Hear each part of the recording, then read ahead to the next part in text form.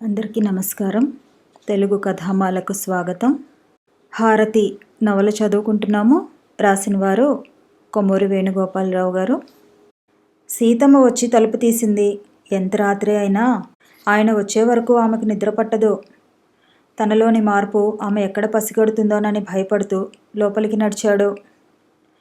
తర్వాత ఆయన బట్టలు మార్చుకోవటం, సీతమ్మ దగ్గరకు వచ్చి భోజనం చేస్తావా అని అడగటం, ఆకలి లేదు అని తను ముక్తసరిగా సమాధానం చెప్పటం అన్నీ యథావిధిగా జరిగాయి. సీతమ్మ తన గదిలోకి పోబోతూ గుమ్మం దగ్గర ఆగి, శ్రీధర్ ఈవేళ ఇంకా ఇంటికి రాలేదు అన్నది చిన్నగా. ఆదిశేషయ్య గారు ఉలికిపడినట్లయి, ఇంకా రాలేదా అన్నాడు. ఊహు. సరే అని తన గదిలోకి వెళ్ళి పక్క మీద కూర్చున్నాడు. సీతమ్మ తన గదిలోకి వెళ్ళి తలుపులు దగ్గరగా వేసుకుంది. అక్కగారి ముందు బయటపడలేదు కానీ శ్రీధర్ ఇంకా ఇంటికి రాలేదని తెలిసి ఆదిశేషయ్య గారు చాలా మదనపడ్డాడు. ఈ మధ్యకాలంలో ఎప్పుడూ ఇలా జరగలేదు. కొడుకు బాధ చూస్తే ఆయన గుండె పగిలిపోతోంది. హరిలీలను కొడుకు ఎంత గాఢంగా ప్రేమించాడో ఆయనకు తెలుసు. 25 ఏళ్ళు నిండని వయసులో వాడికి కష్టమేమిటి? ఈ కష్టానికి ఎక్కడైనా అంతముందా?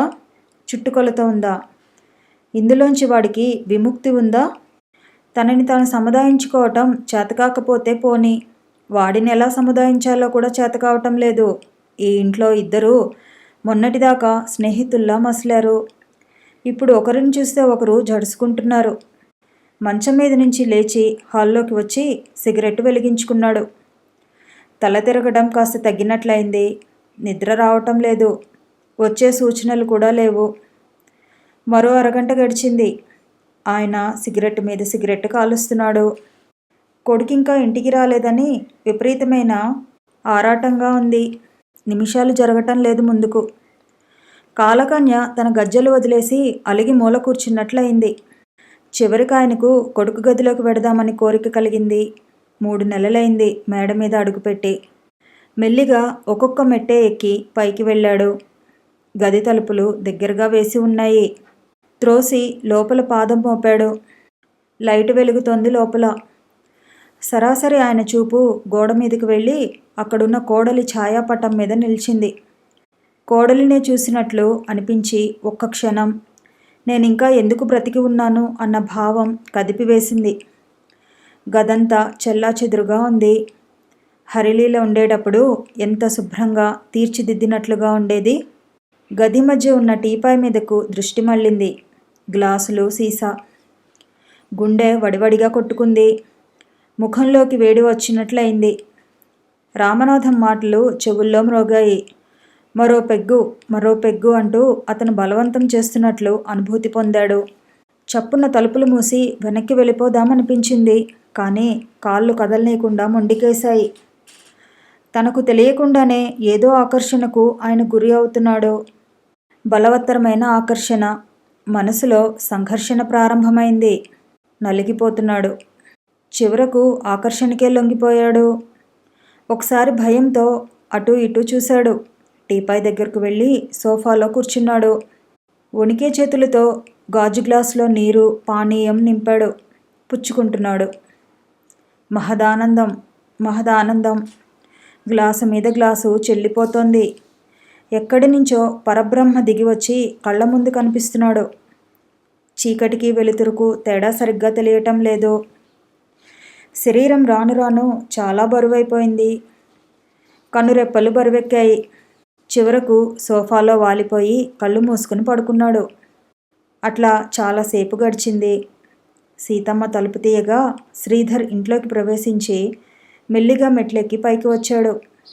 గదిలోకి ప్రవేశిస్తూనే అక్కడి దృశ్యం చూసి కొయ్యబారిపోయాడు.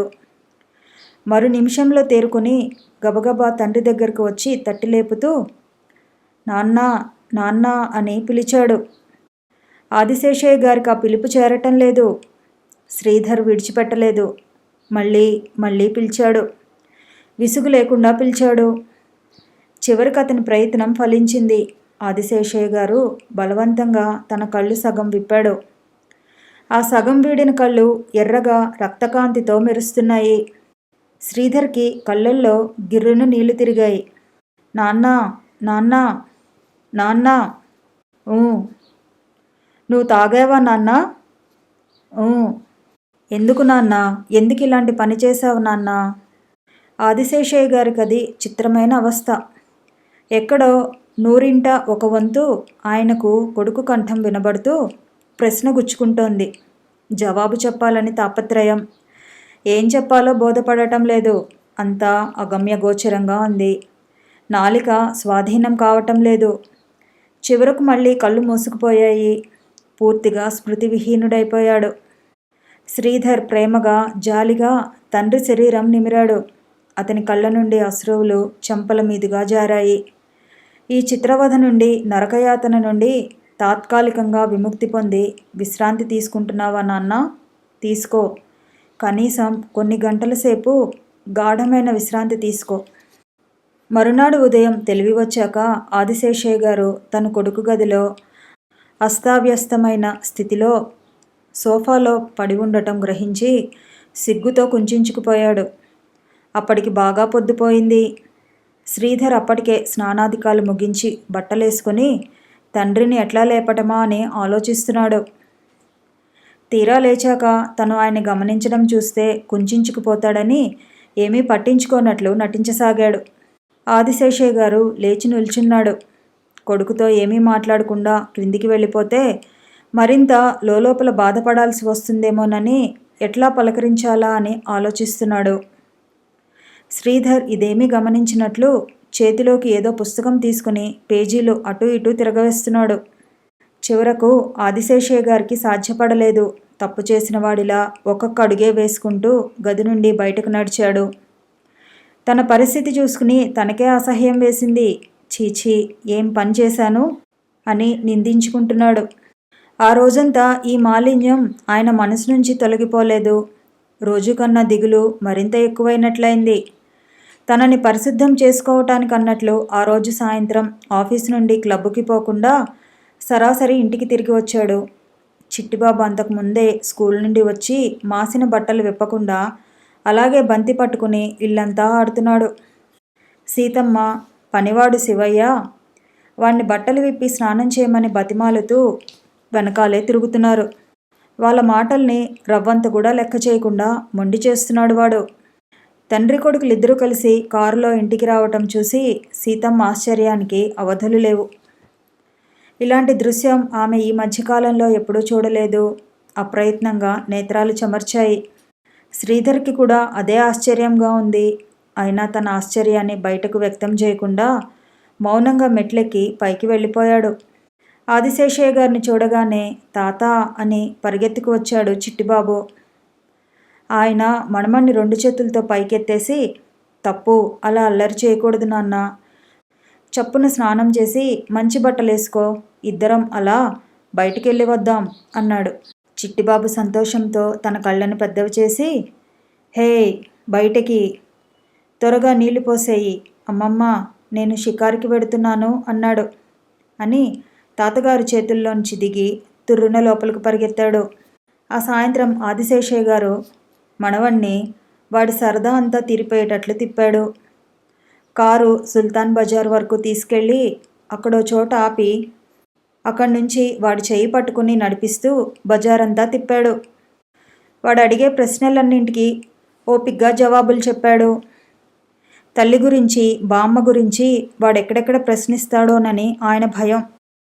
వాడికి బిస్కెట్లు, చాక్లెట్లు, బొమ్మలు, బట్టలు అన్నీ కొనిపెట్టాడు. హోటల్కి తీసుకువెళ్ళి ఐస్ క్రీమ్ ఇప్పించాడు. ఇవన్నీ అయ్యాక రాత్రి 8 గంటలకు ఇల్లు చేరుకున్నారు. ఆ రాత్రి ఆయనకు కొద్దిగా ప్రశాంతంగా ఉన్నట్లు తోచింది. మేడ మీద గదిలో లైటు వెలుగుతోంది. శ్రీధర్ తిరిగి అదే యావలో ఉన్నాడుగా ఉన్ను. ఎన్ని రాత్రులు, ఎన్ని వందల రాత్రులు, ఎన్ని వేల రాత్రులు ఇలా గడపవలసి ఉందో. రోజులు గడుస్తున్న కొద్దీ తండ్రి కొడుకులిద్దరికీ తమ వ్యక్తిగత బాధ కంటే ఒకరిని చూసి ఒకరు పడే బాధ ఎక్కువైంది. ఒకరి నిస్సహాయత ఒకరికి, ఒకరి వేదన ఒకరికి దుస్సహంగా కనిపించసాగింది. తను గమనిస్తున్నట్లు కనిపించకుండానే తండ్రి దినచర్యను జాగ్రత్తగా గమనిస్తుండేవాడు శ్రీధర్. గడ్డం చేసుకునే సామాను వెతుక్కోవటం దగ్గర నుంచి మొదలయ్యేది ఆయన అవస్థ. షేవింగ్ స్టిక్ ఉంటే బ్లేడు ఉండేది కాదు. బ్లేడ్ ఉంటే ఇది కనిపించేది కాదు. బట్టల బీరువాలోంచి బట్టలు తీసి వేసుకోవటం ఆయనకు బ్రహ్మ ప్రళయంగా ఉండేది. ఒక్కోసారి ఆఫీస్కి వెళ్ళాలంటే సరైన బట్టలు ఉండేవి కావు.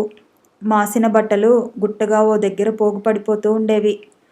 చాకలి వచ్చినప్పుడు తండ్రి కొడుకులిద్దరికీ యజ్ఞం చేసినంత పని అయ్యేది.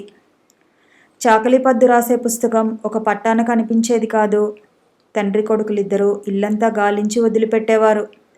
తండ్రికేమీ తెలియదని కొడుకు, కొడుకుకేమీ తెలియదని తండ్రి జాలి పడుతూ ఉండేవారు. వారు ఇంట్లో ఉన్న సమయంలో సగం కాలం తమకు కావలసిన వస్తువులు వెతుక్కోవటంతోనే సరిపోయేది. వస్తువు కనిపించినప్పుడు చికాకు పడి పనివాడి శివయ్యను పనివేళ పిలిచి వాడేదో నేరం చేసినట్లు ధూమ్ ధామ్ అంటుండేవాళ్ళు.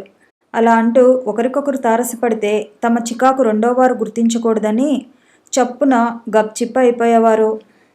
ఆ తర్వాత ఆదిశేషయ్య గారు ఎప్పుడూ తాగలేదు. రామనాథం 2-3 సార్లు బాగా బలవంతం చేశాడు. అతని పోరు పడలేక వరుసగా 3-4 రోజులు క్లబ్కే పోలేదు. దాంతో రామనాథం ఆయన ఇంటికే పరిగెత్తుకు వచ్చి తానింక త్రాగమని, బలవంతం చేయనని, పేకాటకు మాత్రం రావటం మానివేయద్దని బతిమాలి తీసుకువెళ్ళాడు. వరుసగా కొన్ని రోజులు గడిచిపోయాయి.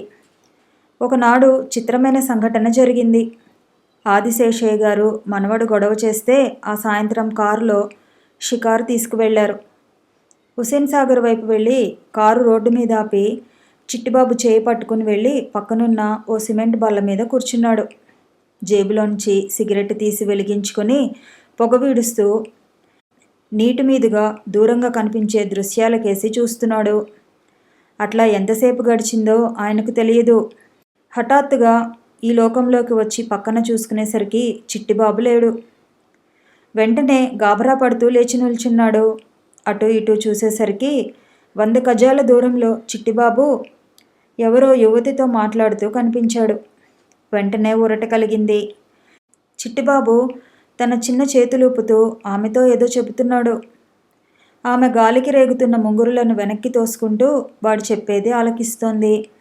ఆదిశేషయ్య గారు అప్రయత్నంగా అటువైపు నడిచాడు. దగ్గరకు చేరి ఆమె రూపం చూసేసరికి అప్రతిభుడైపోయాడు. ఆ స్త్రీని చూడగానే ఆయనకు వెంటనే హరిలీల గుర్తుకు వచ్చింది. అంటే హరిలీలలా ఉందని కాదు, ఆమె అంత అందంగానూ సుకుమారంగానూ ఉంది. 21-22 ఏళ్ల కంటే ఎక్కువ వయసుండదు. విద్యా వినయాలు, సంస్కార సౌందర్యాలు ఉట్టిపడుతున్న ఆమె రూపం చూడగానే ముగ్ధుడైపోయాడు. తన పక్కన ఓ మనిషి వచ్చి నిలబడటం చూసి ఆమె తల త్రిప్పి పక్కకు చూసింది. చిట్టిబాబు కూడా తల వెనక్కి తిప్పి చూసి మా తాత అన్నాడు గర్వంగా. ఆమె చేతులు జోడించి నమస్కారం అండి అంది. ఆమె కంఠస్వరం కూడా అపూర్వంగా తోచింది ఆయనకు. ప్రతి నమస్కారం చేసి వీడు మిమ్మల్ని ఇబ్బంది పెడుతున్నాడేమిటి, చాలా దూకుడు పిల్లాడులేండి అన్నాడు.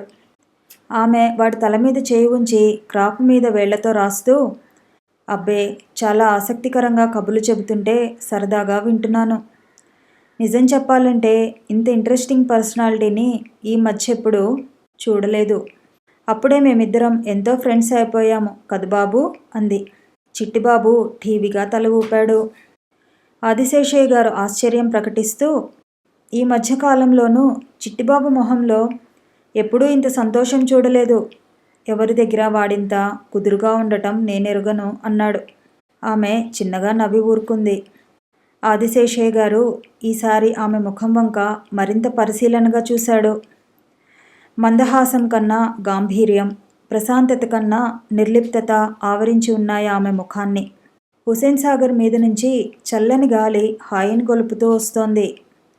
ఆమె ఆయన చూపుని తప్పించుకోవటానికని తల త్రిప్పుకొని దూరంగా ఎటో చూస్తోంది. హఠాత్తుగా వాతావరణంలో నిశ్శబ్దత ఏర్పడింది. ఎవరికి ఏం మాట్లాడాలో తెలియక తడుముకుంటున్నట్లు వచ్చింది పరిస్థితి.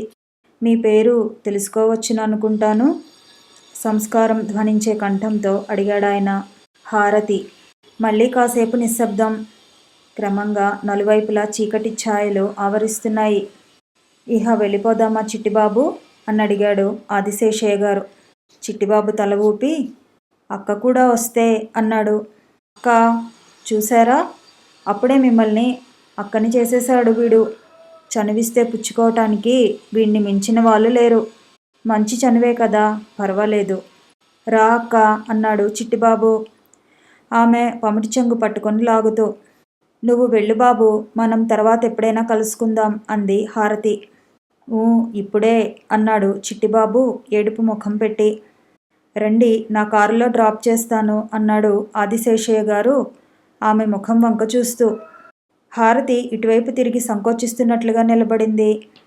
మరేం పర్వాలేదు రండి, మీ ఇంటి దగ్గర దింపి వెళ్ళిపోతాను. మీ ఇల్లు చూసినట్లుగా కూడా అవుతుంది. ఒక నిమిషం ఆమె ఆలోచిస్తూ ఊరుకుని తర్వాత ఏదో నిశ్చయించుకున్నట్లు పదండి అని ముందుకు కదిలింది. ఆ పూట డ్రైవర్ రాలేదు.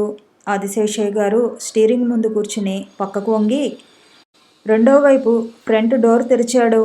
ముందు చిట్టిబాబుని ఎక్కించి తర్వాత ఆమె ఎక్కి కూర్చుంది. ఇటువైపే పోనివ్వమంటారా? ఆమె తల ఊపింది. ఆదిశేషయ్య గారు కారు పోనిచ్చాడు. ఓ ఫర్లాంగ్ దూరం పోయాక ప్రక్కకు తిరగవలసిన రోడ్డు వచ్చి స్లో చేసి ఎటువైపు పోనివ్వమంటారు అని అడిగాడు. ఆమె నుంచి ఏమీ జవాబు రాలేదు. ఆయన కారు పూర్తిగా ఆపి ఆమె వంక ప్రశ్నార్థకంగా చూశాడు. పోనీ ఇక్కడే దిగిపోతాను అని ఆమె చిట్టిబాబు బుగ్గ నిమిరి కారు తలుపు తీయబోయింది. ఆయన ఆతృతగా వారిస్తూ, ఆగండి, మిమ్మల్ని మధ్యదారిలో దింపటానిక కారులో ఎక్కించి తీసుకొచ్చింది అన్నాడు. ఆమె బలవంతాన నవ్వి, మరి ఇల్లు లేందే ఏం చేయమంటారు అంది. ఇల్లు లేదా, మరెక్కడికి పోతారు? అదే నేను ఆలోచిస్తున్నాను. అసలు మీరెవరు? చెప్పానుగా, నా పేరు హారతి అని. అది మీ పేరు, నేను అడిగేది మీ గురించి, మీ ఉనికి వివరాలు. ఆమె తన విశాల నేత్రాలను పైకెత్తి ఆయన వైపు ఓసారి చూసింది. ఆమె ముఖంలో రంగులు మారినట్లయింది. ఈ ప్రపంచంలో నేను ఒంటరినండి. కొంచెం చదువుకున్నానులేండి. ఉద్యోగం నిమిత్తం వచ్చాను హైదరాబాదు. ఇక్కడ నాకెవరూ తెలీదు. ఎక్కడో బ్రతుకు మొదలు పెట్టాలని ప్రయత్నిస్తున్నాను. తాను ఆకస్మికంగా కలుసుకున్న వ్యక్తి చాలా ఆశ్చర్యకరమైన వ్యక్తి కూడా అవటం ఆయనలో తెలియని చైతన్యం కలిగించింది. ఆమె ఒంటరినంటోంది, అవివాహిత అని తెలిసిపోతోంది. మళ్ళీ పరీక్షగా ఆమె వైపోసారి చూశాడు. ఆయన హృదయంలో మెరుపులా ఆలోచన మెరిసింది. అలా ఆమె వంక చూస్తుంటే ఆమె చాలా అపూర్వ వ్యక్తిలా వింత వెలుగుతో భాసిస్తున్నట్లు అనుభూతి కలిగింది. ఈ స్త్రీ ఎవరైనా కానీ, ఏ జాతికైనా చెందని, ఆమె గతం ఎటువంటిదైనా కానీ ఈమెను మాత్రం దూరం చేసుకోకూడదు అని ఆ క్షణంలోనే నిశ్చయించుకున్నాడు. మీరు ఉద్యోగం కోసం వెతుకుతున్నారా అన్నాడు తడబడే కంఠంతో. అవునన్నట్లు ఆమె తల ఊపింది. అయితే నేను ఉద్యోగం ఇస్తాను, చేస్తారా? ఆమె ప్రశ్నార్థకంగా చూసింది. అవును. మరి దీన్ని ఉద్యోగం అంటారో ఏమంటారో తెలియదు. వీడున్నాడు చూసారా, చిట్టిబాబు. వీడికి తల్లి లేదు, వీడి తండ్రికి తల్లి లేదు. సరి అయిన దిక్కులేక మా ఇంట్లో మగవాళ్ళం ముగ్గురం అల్లాడిపోతున్నాం. పెద్దవాళ్ళ విషయం వదిలేయండి. 5 ఏళ్ళైనా సరిగ్గా నిండని ఈ నిర్భాగ్యుడి స్థితే నాకు అంత పట్టకుండా ఉంది. ఈనాటి నుంచి వీడి సంరక్షణా భారం మీరు వహించాలి. ఏమంటారు? ఆకస్మికంగా ఎదురైన ఈ ఆహ్వానం విని ఏమి నిర్ణయించుకోవాలో తెలియక ఆమె సతమతమవుతోంది. ఇది చిన్న ఉద్యోగమని అపోహపడకండి. బాధ్యత చాలా ఎక్కువ. ఒక్క చిట్టిబాబునేమిటి, మొత్తం కుటుంబ భారాన్నే మీ ముందు ఉంచుతున్నాను. సరి అయిన చుక్కాని లేక మా కుటుంబ పరిస్థితి చాలా అస్తవ్యస్తంగా ఉంది. మీరు దాన్ని ఓ దరికి తీసుకురాగలరని మిమ్మల్ని చూడగానే నాకు అనిపించింది. దయ ఉంచి ఈ ఆఫర్ కాదనకండి. జీతం ఎంతైనా సరే మీకు ప్రతి నెల బ్లాంక్ చెక్ ఇస్తాను. ఎంత అంకైనా మీరు వేసుకోవచ్చు. కాదనకండి ప్లీజ్. ఆయన ఆమె ముఖం వంక ఆశగా చూస్తున్నాడు. ఆమె కూడా ఆయన ముఖంలోకి చూసింది. ఏదో ఆకర్షణ, తెలియని బాంధవ్యం గోచరిస్తున్నాయి ఆయన చూపుల్లో. చిట్టిబాబు తన చిట్టి చేతులతో ఆమె చేతిని గట్టిగా పట్టుకుంటున్నాడు. ఒక్క సందేహం, ఇంట్లో స్త్రీలెవరూ లేరంటున్నారు? నాకు సరిగ్గా అర్థం కాలేదు. ఆదిశేషయ్య గారి ముఖం క్షణంలో నల్లగా అయిపోయింది. ఆమె చూపులు తప్పించుకుంటూ ముఖం పక్కకి తిప్పుకున్నాడు. ఒక్క క్షణమాగి చలించే కంఠంతో అన్నాడు, 3 నెలల క్రితం వరకు అంతా అంతా ఉండేవారు. ఒక్కసారి అత్తాకోడళ్ళిద్దరూ అంటే నా భార్య, నా కోడలు రైల్లో ఇక్కడి నుంచి మద్రాసు బయలుదేరారు. కాజీపేట దగ్గర పెద్ద ప్రమాదం జరిగింది. మీరు వినే ఉంటారు. ఆ ప్రమాదంలో ఇద్దరూ కూడా అసువులు కోల్పోయారు. వారి కారు రోడ్డుకి ఒక పక్కగా ఆగి ఉంది.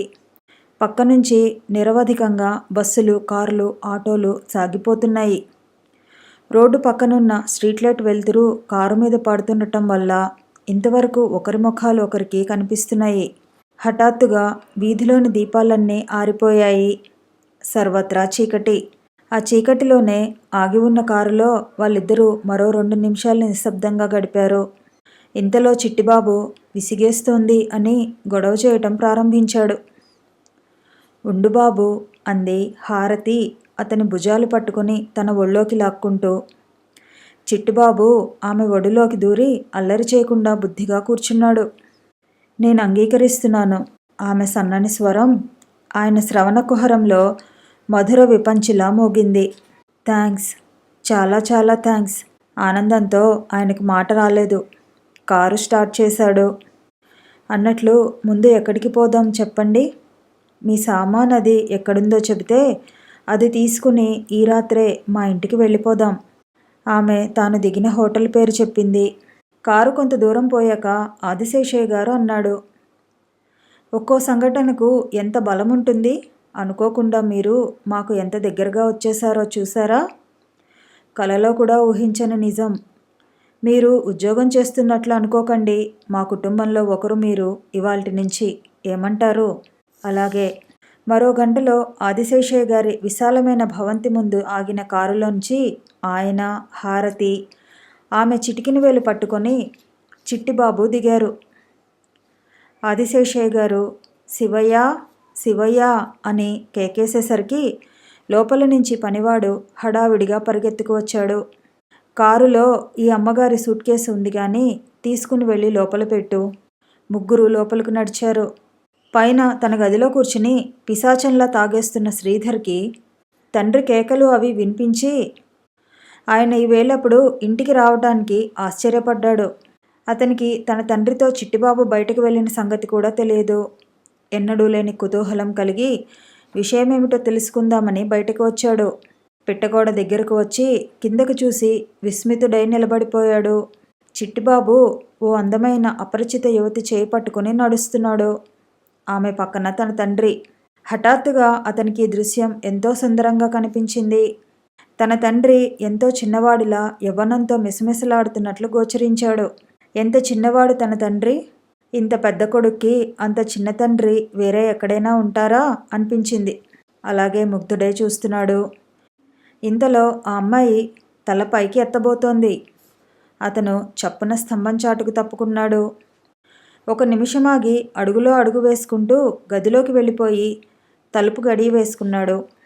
ఆమె ఎవరని గాని తమ ఇంటికి ఎందుకు వచ్చిందని గాని అతనిలో ప్రశ్నలు ఉదయించలేదు.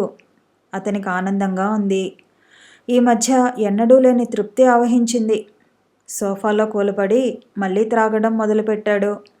క్రింద హాల్లో అలికిడి విని లోపల నుంచి సీతమ్మ ఎదురుగా వచ్చింది.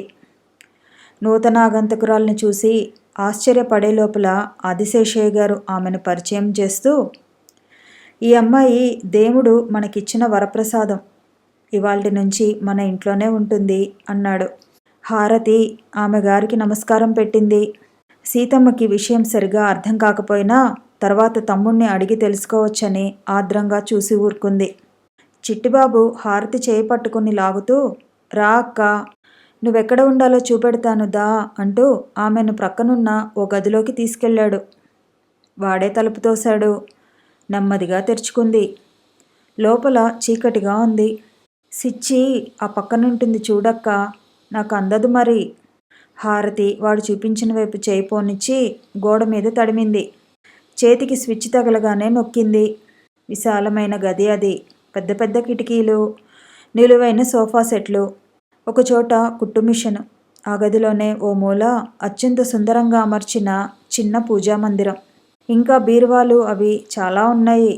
నేల మీద ఖరీదైన రంగుల తివాచి పరిచి ఉంది. ఎంత రమణీయంగా ఉన్నా ఆ గదికి ఏదో శోభ లోపించినట్లయింది. పిల్లల మాటల్లో దేవుడుంటాడు. ఇది మా సుశీల ఉండే గది. నేను ఇంట్లో లేనప్పుడు ఎక్కువ కాలం ఈ గదిలోనే గడుపుతూ ఉండేది. పనివాళ్ళు రోజు తుడిచి శుభ్రం చేస్తున్నారు కానీ ఆ కళ ఎలా వస్తుంది? మీరు ఇందులో నివసించాలని చిట్టిబాబు అభిమతం. వాడి మాట చలువ వల్ల పోయిన కళ తిరిగి వస్తుందని నా ఆశ. ఆదిశేషయ్య గారు ఆమె వెనక నిలబడి ఈ మాటలని, శివయ్య, ఆ సూట్ కేసు తెచ్చి ఈ గదిలో పెట్టు అని కేకేశాడు. వెనక ఏదో అస్పష్టమైన ధ్వని అయినట్లు వినబడి తల త్రిప్పి చూడగానే సీతమ్మ మ్లానవదనంతో నిలబడి ఏవో సంజ్ఞలు చేస్తోంది. వాటి తాత్పర్యం ఆయనకు తెలిసింది. ఈ అమ్మాయి ఎవరో, ఎక్కడిదో, కులమేమిటో, గోత్రమేమిటో మనకు తెలియదు. అది నీ భార్య నివసించిన పరమ పవిత్రమైన గది. అందులో ఈ ఊరు పేరు లేని అపరిచితురాలికి ప్రవేశం కలిగిస్తావా? ఆమె అనుమానానికి ఏమాత్రం విలువ ఇవ్వకుండా ఆయన పనివాణ్ణి మళ్ళీ కేకేస్తూ, శివయ్య, చూస్తావేమిటి? ఆ సూట్ కేసు తెచ్చి ఇందులో పెట్టు. ఇవాల్టి నుంచి ఈ అమ్మగారుండే గది ఇదే, తెలిసిందా అన్నాడు. శివయ్య సూట్ కేసు తెచ్చి ఆ గదిలో పెట్టి వెళ్ళిపోయాడు. ఆదిశేషయ్య గారు సీతమ్మని యువతలికి పిలిచి రహస్యంగా, అక్కయ్య, నీకెన్ని అనుమానాలున్నా మనసులో దాచుకో. ఆమెనేమి ప్రశ్నలతో వేధించకు. ఆమెకేం కావాలో అవన్నీ చూడు. పాపం కొత్త అని తన గదిలోకి వెళ్ళిపోయాడు. గది తలుపులు దగ్గరగా వేసి గోడకు అమర్చి ఉన్న భార్య ఫోటో దగ్గరకు వెళ్ళి నిలబడ్డాడు. సుశీల, చూడు, ఇది మంచి పనే అవుతుందా, సబబే అవుతుందా? సంతోషిస్తావా నువ్వు? చెప్పు సుశీల, చెప్పు. గొంతు కాదు, మనసు. ఆదిశేషయ్య గారి మనసు తవటవనలు చెంది వణికింది. మరునాడు ఉదయం నిద్రలేచి కిందికి వస్తూ శ్రీధర్ ఓ అపూర్వ దృశ్యం చూశాడు. ఆదిశేషయ్య గారు అప్పటికే ముఖం కడుక్కొని సోఫాలో కూర్చుని సిగరెట్ కాల్చుకుంటున్నారు.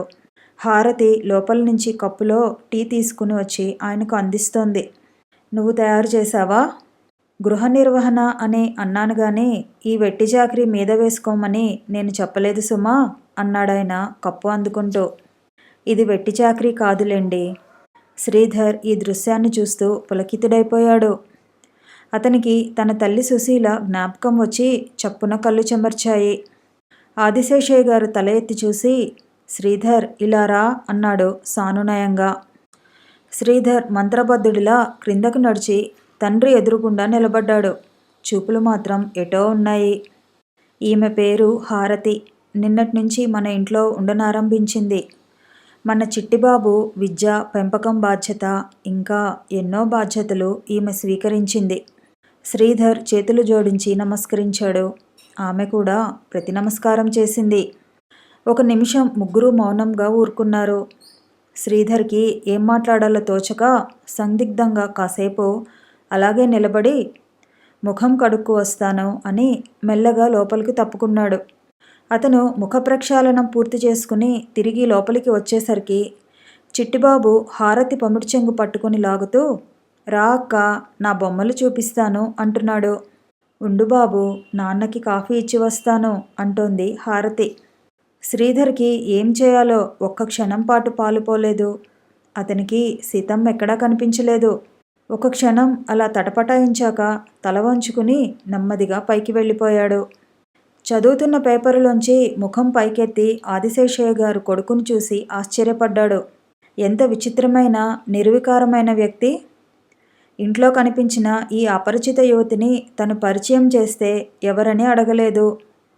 హఠాత్తుగా ఈ అధికారం ఆమెకెలా వచ్చిందని విస్తుపోలేదు. ఇంత మంచితనాన్ని కళ్ళెదుట చూస్తూ ఎలా ఈ ప్రపంచం నుంచి తప్పుకుపోవటం? శ్రీధర్ పైకి వచ్చి సోఫాలో కూర్చున్నాడు. సీతమ్మ కింద నుండి కాఫీకి పిలుస్తుందేమోనని ఎదురు చూస్తున్నాడు. 5 నిమిషాలు గడిచాయి. ద్వారం దగ్గర ఏదో నీడ పడినట్లయింది. ఉలిక్కిపడి తల తిప్పి చూశాడు. ఎవరూ లేరు. డోర్ కర్టెన్ కదలికది. డోర్ కర్టెన్ గాలికి కదిలినప్పుడల్లా అతను గుమ్మం ముందు నీడలు కదిలినట్లయి ఎవరో వచ్చినట్లు ఉలికి పడుతూ ఉంటాడు. ఎవరూ రారు. అప్పుడప్పుడు ఇలా భ్రమపడటం భరించలేక వెళ్ళి డోర్ కర్టెన్లు తీసేద్దామనుకుంటాడు. అనుకోవటం వరకే. మరు నిమిషంలో మళ్ళీ అతనికి ఆ విషయం గుర్తురాదు. గుమ్మం దగ్గర మళ్ళీ నీడలు కదిలాయి. చూడకూడదనుకుంటూనే అప్రయత్నంగా అతను తల తిప్పి చూశాడు. హారతి కాఫీ కప్పుతో నిలబడి ఉంది. అతను అప్రతిభుడైపోయాడు. నోట మాట రాలేదు. అలాగే కళ్ళు పెద్దవి చేసి ఆమె వంక చూస్తున్నాడు. హారతి నిస్సంకోచంగా లోపలికి ప్రవేశించి అతనికి ఎదురుగా వచ్చి చిరునవ్వు ముఖంతో అతని వంక చూస్తూ, కాఫీ తీసుకోండి అన్నది. ఎంత తీయని అభ్యర్థన! మంత్రబద్ధుడైనట్లు అతడు ఆమె చేతిలోంచి కప్పు అందుకొని మళ్ళీ అలాగే కదలకుండా కూర్చున్నాడు. ఆమె ఓ పర్యాయం గది నలువైపులా తిలకించింది. గోడకి అమర్చి ఉన్న హరిలీల ఫోటో ఆమె దృష్టిని ఆకర్షించగా ఒక క్షణం తదేకంగా అటువైపే చూసింది. అప్రయత్నంగా నిట్టూర్పు విడిచింది. తర్వాత అక్కడి నుంచి కదిలి బయటకు వెళ్ళిపోయింది. ఆమె వెళ్ళిపోయాక శ్రీధర్ చేతనావస్థలోకి వచ్చాడు. అతని చేతిలో కాఫీ కప్పు స్పర్శ తెలిసింది. ఆ స్థితిలో అతనికి సంతోషమో దుఃఖమో ఇంకేదో కలిగింది. గబగబా కాఫీ తాగేశాడు. కాఫీ కప్పు బల్ల మీద పెట్టి హరిలీల ఫోటో ఉన్న గోడ దగ్గరకు వెళ్ళాడు. అతనికి కలిగిన సంతోషమో దుఃఖమో ఇంకేదో అతన్ని ఇంకా వెన్నాడుతూనే ఉంది. అతని గుండె గొణిగింది. చూసావా హరిలీల, మీరిద్దరూ వెళ్ళిపోయాక ప్రపంచం చచ్చిపోయిందనుకున్నాను. కానీ అబద్ధం. మళ్ళీ కొత్త జీవితం చిగురిస్తున్నట్లు, కొత్త ప్రపంచం ఉద్భవిస్తున్నట్లుంది నాకు. కొత్త ప్రపంచం ఉద్భవిస్తున్నట్లు నాకు సూచనప్రాయంగా తెలుస్తోంది. ఈ నిజాన్ని నేను ఎంతవరకు భరిస్తానో. మొదట సంతోషం వేసింది, ఇప్పుడు భయం వేస్తోంది. కథ కొనసాగుతుంది. మళ్ళీ కలుసుకుందాము. ఈ వీడియో నచ్చితే లైక్ చేయండి, షేర్ చేయండి, కామెంట్ చేయండి, ఛానల్ని సబ్స్క్రైబ్ చేయండి.